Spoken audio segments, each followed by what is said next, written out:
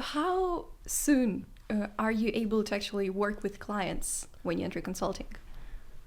That's a good question. It I think it depends a lot on what your project is and who your manager is and how the team is structured.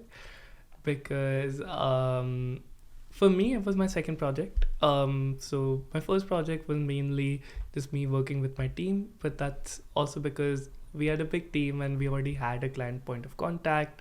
So in my first project, it was basically me and my manager, and we would have our internal calls, and like I'd be on some of the client calls, but like you don't really speak. You're just like there, camera off, on mute, just like silent. But in my second project, I was speaking directly with the CTO of the company, and like I would have like one-on-one meetings with him where I'll be like I have to basically drive the whole thing, right? So it was quite a jump, and that's an experience that's very personal to me because I know people who've had some level of client interaction on their first project, and I also know people who haven't had client interaction for like 4 projects in a row.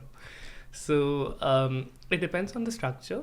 But I do believe that in consulting generally, client interaction comes a lot sooner than many of the other roles because um, for me, barely a year into the firm, I was in charge of leading an engagement, which means I have to build that relationship with the client to plan for a project when I have no idea what I'm doing, to structure the whole project, to determine the scope. And like clients love to add scope to the project, right? And like you have to push back, and like it's difficult to do that when you haven't really been at the firm for too long, right?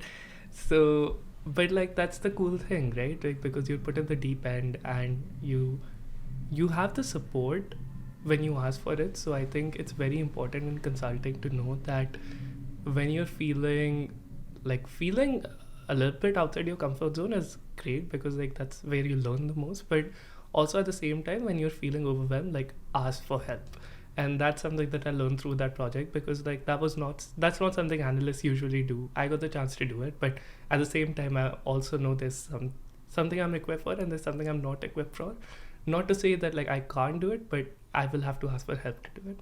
So to answer your question, it really depends, but in generally like you can get client exposure quite early on, and like as long as you keep performing well, the team will give you more and more responsibility and they will place more and more of their trust on you. And like it can start with you being like a silent like bee on the client calls to you speaking with the help of your manager to you speaking and your manager being a silent bee and you're just like doing it all your own. So that's typically how it works, and you jump to the stages rapidly just as long as you keep doing well whatever you're doing and you keep asking. Like you have to be proactive. So I remember I told my manager, I was like, you know what, I feel like I'm ready, so why don't I take the next line call, and like you can be there if there's anything, like just jump on, right? Like, and that's what we did and it was fine. So as long as you're proactive, like I think it can happen quite early.